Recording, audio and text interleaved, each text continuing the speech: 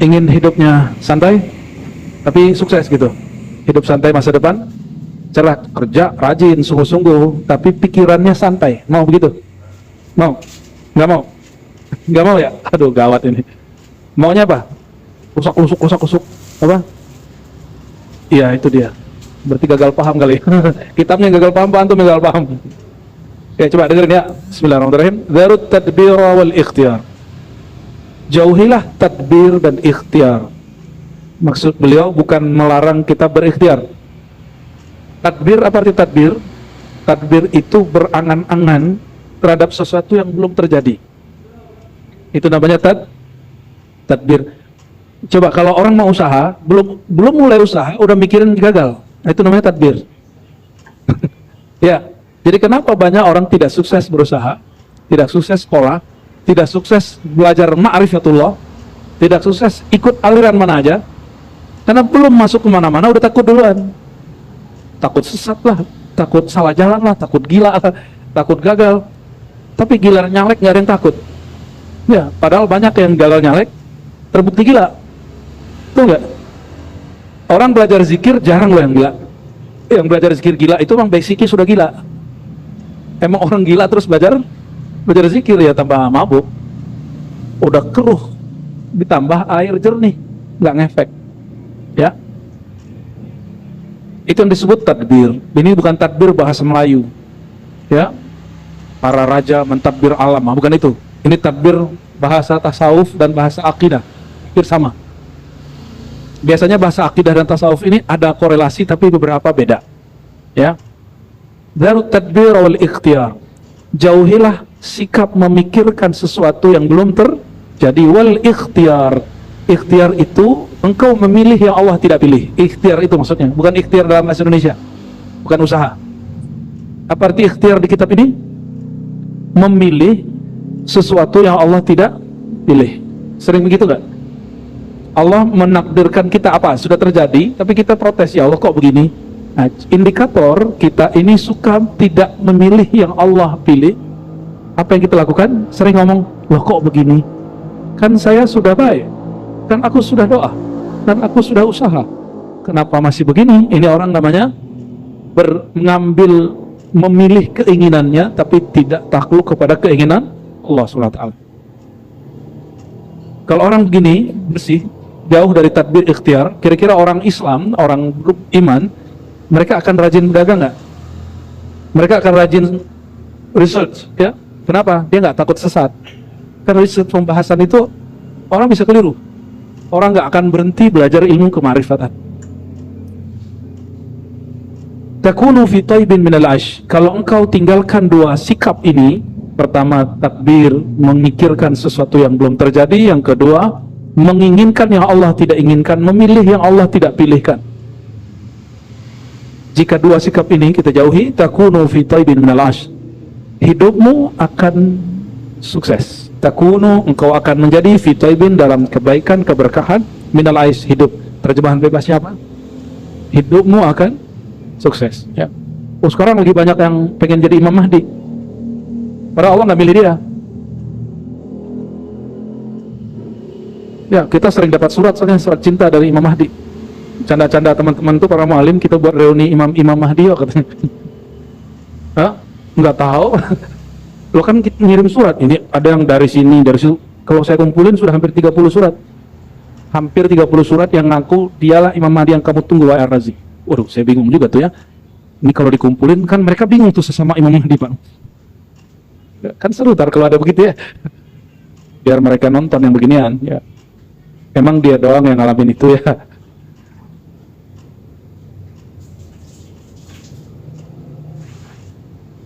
Kapan seorang hamba betul-betul benar-benar menjadi hamba? Orang yang sama ditanya. Su'ila Abul Abbas Ibnu Atha, ya.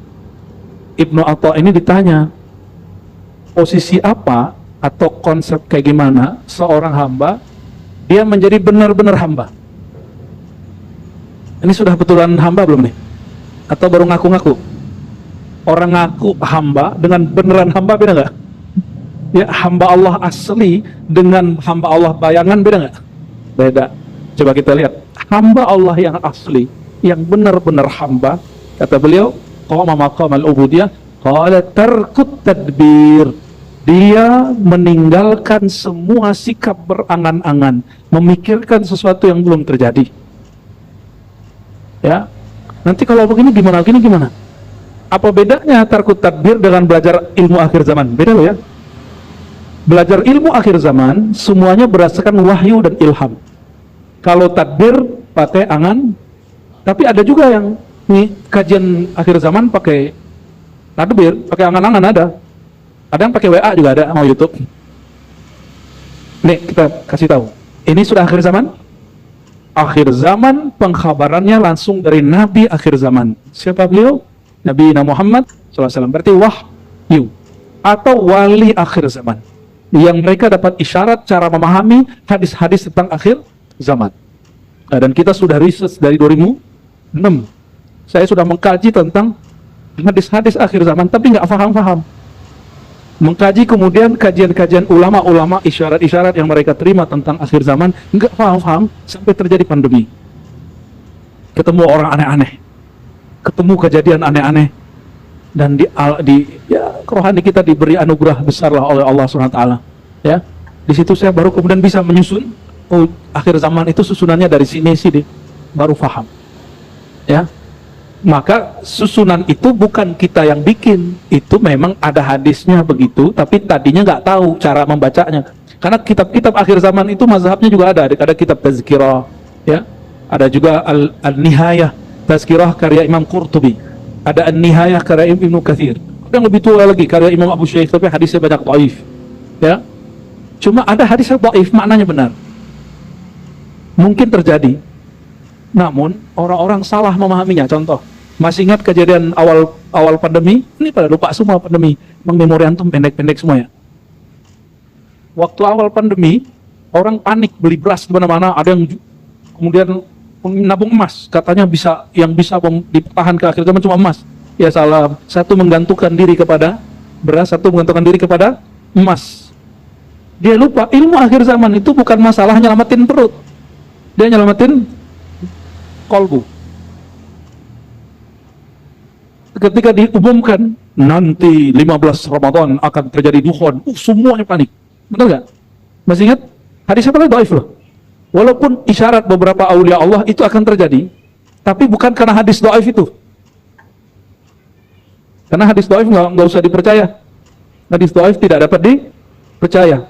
Hadis dhaif dia hanya boleh dipakai dalam bab motivasi dan amal-amal kecil, amal-amal soleh. Dalam hukum dan akidah tidak boleh dipakai.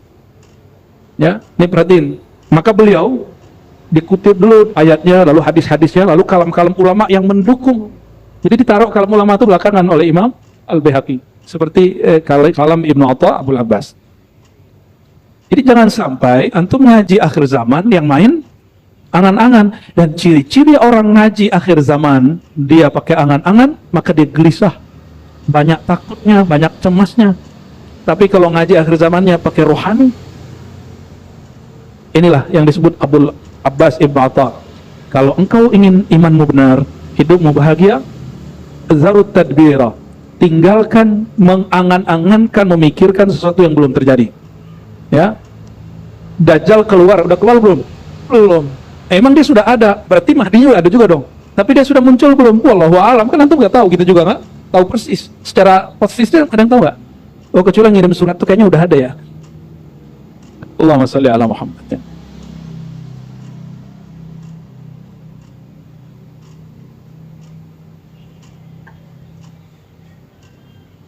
Yang boleh mentadbir, membicarakan masa depan itu yang tahu masa depan. Yang tahu masa depan siapa? Siapa yang tahu masa depan? Allah. Nabi tahu masa depan? Kalau Allah nggak beritahu, Nabi nggak tahu. Tapi kalau Allah beritahu, Nabi tahu. Oleh Allah tahu masa depan? Enggak. Tapi kalau Allah beri ilham, mereka tahu. Oke. Paham di situ? Pada dasarnya tidak ada yang tahu masa depan, waktu depan, kecuali sang waktu itu. Siapa sang waktu itu? Allah Subhanahu wa Ta'ala. Ya. Ini yang pernah kami sampaikan. Ya. Kita ini cemas sama anak-anak. Anak-anak cemas sama dirinya. Ya, benar nggak? Kita mencemaskan masa depan. Si masa depan tuh cemas nggak dengan waktunya? Nggak tahu. Terus ngapain cemas? Jadi kebahagiaan itu akan muncul kalau orang rileks. Kalau orang mulai rileks, rileks itu pada batin. Maka belajar akhir zaman mesti dengan rohani, bukan hanya dengan angan-angan. Ya, bahas Palestina mesti juga dengan rohani, jangan dengan angan-angan dan mengeluh. Apalagi meratap-ratap. Saya melihat hari ini, ya Allah, ini rukun iman ini sudah mulai rusak. Batal tidak? Rusak iya. Gak boleh Bapak ngomong gini. Ini orang-orang di Gaza seharusnya mereka tidur, sekarang mereka dibom. Seharusnya anak-anak mereka bermain, sekarang mereka tidak bisa bermain. Itu namanya meratap. Itu namanya meratap. Apalagi antum eksploitasi foto-foto mereka berdarah. Dalam ilmu filantropi, keislaman modern itu tidak boleh. Berita-berita itu sudah cukup. Kalau kita mau donasi, buat bikin donasi, bikin aja. Saya mendukung kok. Ya, tapi jangan jual kependeritaan orang. Karena pasti antum dapat seperlap apa? Berapa tuh? Seperlapan toh? Seperlapan tuh gede loh Pak. Orang yang ngumpulin itu, kalau dia ikutin sistem, itu ada jatahnya. Tapi kalau dia nggak ikutin sistem, dia main ambil-ambil sembarangan. Ya, ada ilmunya itu. Ya, kita juga lama di dunia filantropi, di lembaga zakat yang sahih saya juga ikut lah. Ya, kita mengerti lah ini kemana perginya. Kita pernah kirim kemana nggak nyampe, ada yang nyampe, ada yang nggak nyampe sini, geser ke sini. Ngerti lah kita itu. Ya, di zaman orang-orang belum bicara Palestina, kita sudah bicara Palestina. Jadi kalau antum bicara Palestina, jangan menjual penderitaan mereka. Sedikit saja. Perjuangan kita suci, kita ingin merebut atau membantu saudara kita di tanah suci. Gak usah kemudian aneh-aneh. Gak usah kemudian buat pentas seni, meratapi nasib anak-anak Gaza. Gak usah. Itu menolak takdir. Itu menolak takdir. Sampaikan kepada semua orang yang katanya ingin memperjuangkan Palestina, Gaza, Sudan, semuanya. Ya. Imam Nawawi Al-Bantani, Syekh Nawawi Al-Bantani dalam kitabnya menyebutkan itu. Ya. Ketika ada orang meratapi, seharusnya mereka hari ini tertidur, tapi mereka tidak bisa tidur. Harusnya mereka hari ini bisa sekolah, mereka tidak bisa sekolah. Itu dikatakan dan ditegur dan dinukil oleh Syekh Nawawi Al-Bantani dalam kitab Aqidah. Pertanda engkau tidak beriman kepada takdir. Ya. Saya mau tanya, kejadian di Sudan hari ini, di Yaman hari ini, di Iran hari ini, di Gaza, semua wilayah, itu izin Allah atau bukan? Izin Allah. Karena itu izin Allah, berarti kehendak jangan menetap. Sepakat? Jadi antum buat donasi di sini kita dukung 100%, kalau perlu 1000% kita dukung. Ya, tapi jangan menetap, jangan jual penderitaan orang. Ya. Jadi nanti Bapak nih kalau mungkin di sini ada pengumpulan zakat. Ya, nggak usah kemudian tampilin bahwa orang yang akan ditasarrufkan zakat kepadanya, disampaikan zakat kepadanya itu orang-orang yang buntung-buntung gitu ya, kepalanya pecah-pecah. Nggak usah ditampilin. Sebutkan saja ini untuk para duafa, masakin, orang-orang yang sakit, orang-orang yang itu aja. Ya, sebutkan data-datanya. Itu cukup. Ya, waktu dulu kami mencoba mengeksploitasi itu, ditegur oleh guru-guru besar kami. Ya, itu nggak boleh. Itu bagian dari meratap. Bagian dari meratap. Meratap haram atau halal? Haram. Sepakat? Ya, jadi meratap tuh kita nggak mukul-mukul muka doang, nggak hanya ente buat nih pentas penderitaan anak-anak Gaza, terus buat menangis-nangis, itu namanya meratap. Tidak dianjurkan, bahkan diharamkan, nggak boleh. Ya, perjuangan kita jadi tidak suci lagi. Perjuangan kita berarti dengan emosi, bukan dengan rohani. Beda tuh? Ya, beda perjuangan dengan emosi dengan rohani. Ya, antum kan mau nyoblos pemilih baru nih, apa? Gubernur, jangan pakai emosi, pakai rohani. Maka Nabi SAW mengatakan, jika hamma ahadukum, kalau kamu ada masalah, sholat 2 rakaat. Sholat itu kepala di bawah, bukan di atas. Berarti jangan hanya pakai angan-angan. Ya, kok jadi kemana-mana ya? Ya, tapi emang begini. Karena banyak orang hari ini gelisah setiap kali baca, dengar berita tentang Sudan, Gaza, Yaman. Ini apa nih? Ini bagaimana nih? Kok Islam begini ya? Gitu. Belum lagi debat nasab. Ya, lucu-lucu. Ada yang putus asa dengan semua debat nasab. Apa kata mereka? Kami sudah capek dengan debat semua ustadz. Kapan ustadz ini bikin mobil? Astagfirullah. Ini orang salah pertanyaan. Kalau dia nanya bikin mobil, jangan ke ustadz. Ustadz itu guru orang yang bikin mobil. Kalau mobilnya nanti gak reproduksi, biar nggak stres gitu ya. Allahumma sholli ala sayyidina Muhammad. Siap untuk tidak memikirkan yang belum terjadi, mempersiapkan yang belum terjadi boleh. Ayatnya jelas, ya. Wal tanzur nafsum ma qaddamat lighad. Maka seseorang bersiaplah terhadap apa yang terjadi besok. Apa persiapannya? Kalau zahir, batin. Kalau masa depan, Allah suruh kita persiapkan dengan batin. Kalau urusan makan ya kita nabung. Maka Nabi itu, Bapak Ibu, jangan dikira Nabi nggak nabung ya.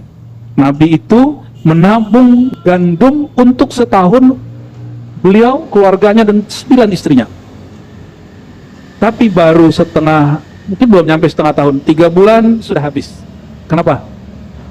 Bagi-bagi. Setiap orang datang, Nabi bagi. Seorang datang, Nabi bagi. Ada yang begitu gak? Dan Nabi gak pernah pikirin. Itu yang disebut beliau itu ar-rih al-mursalah. Beliau itu seperti angin yang bebas, masuk pergi begitu aja. Ada yang rezekinya begitu nggak? Masuk pergi. Ada yang rezekinya begitu? Itu bukan orang miskin, itu orang paling kaya se-alam semesta. Menurut antum yang lebih kaya Nabi Muhammad atau Nabi Sulaiman? Mana yang lebih kaya? Udah bener ini ngajinya udah. Ya. Nabi Sulaiman hanya Nabi Bani dapat izin menguasai angin, bicara segala macam dengan hewan-hewan. Kalau Nabi Muhammad SAW bicara bahkan naik ke aras, menembus langit, semuanya. Apa kata beliau? Itu kunci surga sama gua. Itu orang paling kaya se-alam semesta. Ya, maka beliau yang terakhir masuk surga. Bukan karena beliau kaya, tapi karena beliau menyelamatkan orang yang merasa kaya. Allahumma shalli ala sayyidina Muhammad. Semoga kita termasuk orang yang diselamatkan baginda Nabi Muhammad SAW. Masih takut kaya? Atau miskin ngeluh, mending kaya bersyukur. Ya. Maka beliau mengatakan, Ibnu Atha Abul Abbas, la tahillu as-salamah, la tahullu ya. As-salamatu hatta takuna fi tadbir ka ahli al-kubur. Kamu tidak akan benar-benar selamat sampai dalam masalah angan-angan seperti ahli kubur. Orang ahli kubur masih mikir-mikir nggak? Nggak tahu juga ya. Emang nggak ada, nggak mikir lagi dia. Al-farhu fi tadbirillahi lana wa syaqa'u fi tadbirina. Jadi tadbir itu wilayah Allah. Tadbir berarti memikirkan kejadian masa depan, itu wilayah siapa? Wilayah Allah. Maka jangan pernah masuk ke wilayah dia. Jangankan dia, ya. Kita beda negara, beda kampung, premannya udah marah sama kita. Udah gak? Lu masuk wilayah gua, bro. Apalagi masuk wilayah Allah. Masuk ke wilayah medan ketuhanan, itu namanya mencari syakawah, menantang Allah SWT. Itu awal orang tidak mencapai happiness, kebahagiaan. Dia nggak akan bahagia. Ya, ngatur-ngatur hati sama. Hati kita nggak bisa kita atur, Pak. Sama nih, nggak boleh lo ngatur hati istri, nggak boleh. Sama ibu ya, tidak boleh menguasai hati suami. Karena hati itu wilayah Tuhan. Kata Imam Ghazali, dikutip di Ihya, ini bukan hadis. Qalbul mu'min arsullah. Qalbu orang beriman itu singgasana Tuhan. Ada yang berani? Jangankan singgasana Allah SWT, istana presiden aja meriam begitu depannya, macam-macam orang langsung iya, pengawal-pengawalnya, apalagi tentara-tentara Allah Subhanahu wa Ta'ala. Jadi mulai paham cara memahami takdir? Takdir itu dijalani, lalu dicoba, bukan diangan-angankan. Dijalani, dicoba. Ikhtiarnya bukan ikhtiar dalam pemahaman yang di kitab ini, tapi ikhtiar itu maksudnya beristikharah kepada Allah, lalu lakukan apa yang kita sanggup. Itu ikhtiar yang dimaksud. Bukan kemudian memilih yang Allah tidak pilih. Itu lain. Ada yang tahu takdirnya nggak? Ada yang tahu takdir kekayaannya? Boleh jadi kita punya takdir 10, tapi kita ngambil cuma 3. Benar nggak? Kalau antum kemudian berbaik sangka kepada Allah, siapa tahu Allah upgrade menjadi 5, menjadi 7. Dan itu hanya dengan cara apa? Lakukan apa yang kita bisa semampunya dan semaksimalnya. Jangan berlindung dengan takdir padahal malas. Ada yang begitu? Ya, padahal malas, tapi dia berlindung lewat sepertinya sudah takdir aneh-aneh hidup begini. Allahumma shalli ala sayyidina Muhammad. Lalu ada imam salafus saleh bernama Sahal, ya. Apa kata beliau? Al-balwa min Allah ala wijhain. Bala itu tidak hanya buruk. Bala itu ada 2. Ada bala rahmat, ada bala uqubah. Uqubah akibat buruk. Jadi akibat itu bukan bahasa Indonesia lah ya. Kita ini banyak utang sama bahasa Quran. Rahmat bahasa mana? Bahasa Quran juga. Ya, sekarang jadi nama orang ya. Bala. Jadi bala itu artinya sesuatu yang sampai kepada kita. Kejadian yang sampai kepada kita disebut dengan bala. Apa kata beliau? Ada bala rahmat, ada bala uqubah. Fabalur rahmah yub'ithu sahibahu ala izhari faqrihi wa faqatihi ila Allah. Wa tarku tadbir wa balur uqubah yub'ithu sahibahu ala ikhtiyarihi wa tadbirihi. Bala rahmat, ya, itu membuat orang yang mengalaminya menunjukkan kefakiran dan keperluan bahwa dia membutuhkan bantuan Allah Subhanahu wa Ta'ala. Maksudnya gini, nggak usah jauh-jauh. Teks proklamasi kalimatnya gimana? Ya, ada kalimat rahmat Allah nggak? Gimana lafaznya?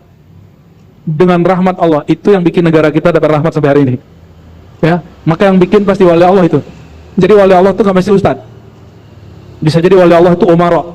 Maka saya sampaikan sering Bapak Ibu, saudara-saudariku, dalam 7 ciri-ciri wali Allah yang nanti akan Allah ayomi di saat tidak ada pengayoman kecuali darinya. Yang nomor pertama bukan ustadz loh. Nomor pertama pemimpin yang adil. Ini mumpung di sini banyak di kantor-kantor wakil-wakil rakyatnya, sampaikan ke mereka bahwa pemimpin yang adil itu lebih tinggi derajatnya dari muallim biasa, dari guru biasa. Karena guru hanya bisa ngajar, kalau dia ditahan sama pemimpin ngajar nggak bisa ngajar, Pak. Ya. Kita doakan pemimpin yang akan dilantik, Allah jadikan dia kekasih Allah. Allah jadikan kolbunya bening. Allah akan jadikan dia betul-betul cinta sama negeri ini, cinta sama rakyatnya. Dia bawa kita ke rahmatnya Allah Subhanahu wa Ta'ala. Ya.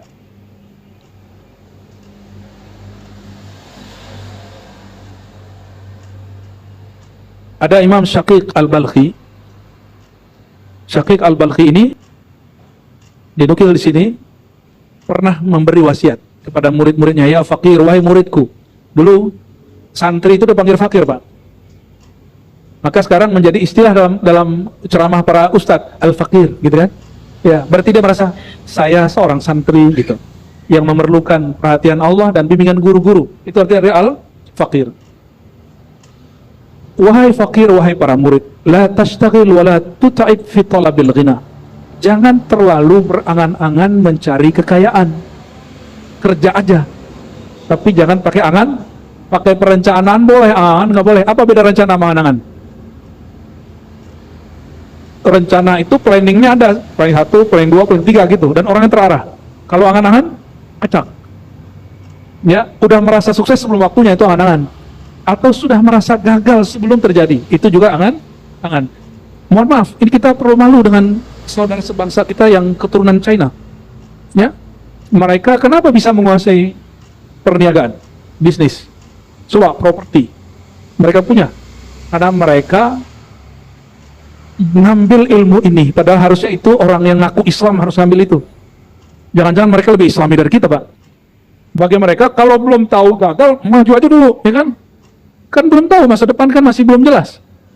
Ya, begitu mereka sangat kuat. Lalu dikatakan oleh beliau, فَإِنَّهُ إِذَا قَسَّمَ لَكَ الْفَقْرَ لَا تَكُنْ غَنِيًّا.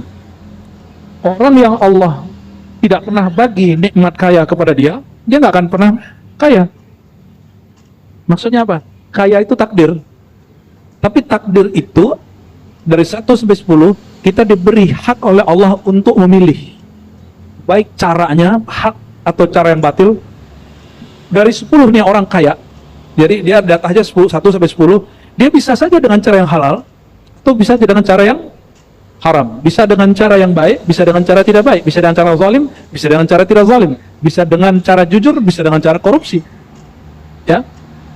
Tapi karena sistem negeri kita ini agak ambigu, ya, orang nggak korupsi tapi terjebaknya di kolusi, orang nggak kolusi terjebaknya di nepotisme. Nepotisme itu kalau di Saudi nggak berlaku, Pak, karena emang negara Saudi negara apa? Monarki. Kalau ada proyek yang megang siapa? Saudara semua. Enak begitu, maka negaranya nggak ada pemilu.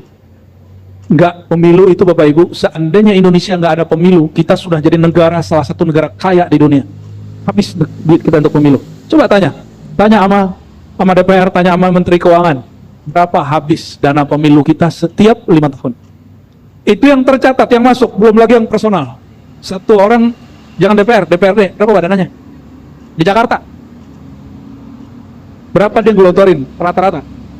Ada yang tahu? gua nyampe MM-an lah. Ya nggak bisa pakai doa, Pak. Kecuali temanku di Jawa Tengah ikut partai santri ya, betul masuk dia.